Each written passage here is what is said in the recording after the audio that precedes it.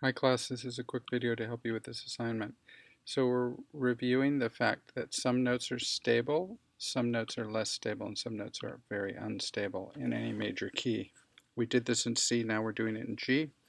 The way to remind yourself of this is to go to a keyboard and play the tonic note, in this case G, and play these various notes against the G, and notice how these sound quite stable.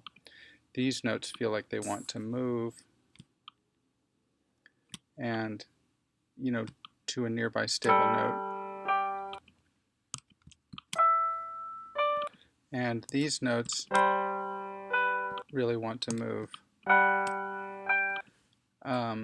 very intensely, and so they are three different categories: stable, less stable because they're a whole step away from a stable tone, 2 to 1, 6 to 5, and very unstable because they're a half step away from a stable tone, 4 to 3, 4 to 3, and 7 to 1.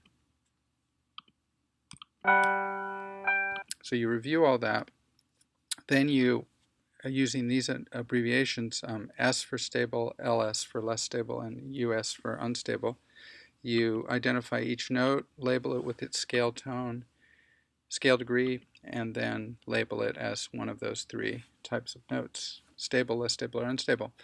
Then you move down here and you listen to this melody, and you decide whether it's ending, the phrase ends in a way that sounds like the song is unfinished, in which case it would be an open phrase, or sounds like it is finished, in which case it would be a closed phrase.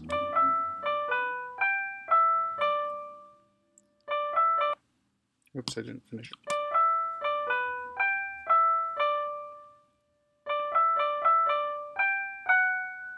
Does that sound like the song is finished or not? And then the second phrase.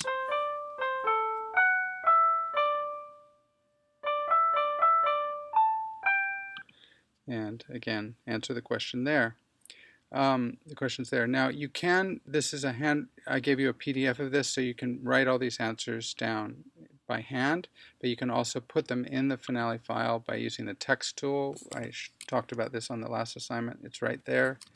You click and drag, and you could answer here. You could say, okay, that's scale degree 4, and it is unstable, and so on. And down here you could say this is either open or closed, and just type your answer. So you can actually do this all in Finale as well. Then you go over here, you could answer these questions about this chord, this chord here, and this chord here. And then you decide, after you've contemplated all that, which we talked about in class, then you decide how to harmonize this melody, when to use the G chord, the stable chord, and when to use the D chord, the unstable chord, underneath this melody.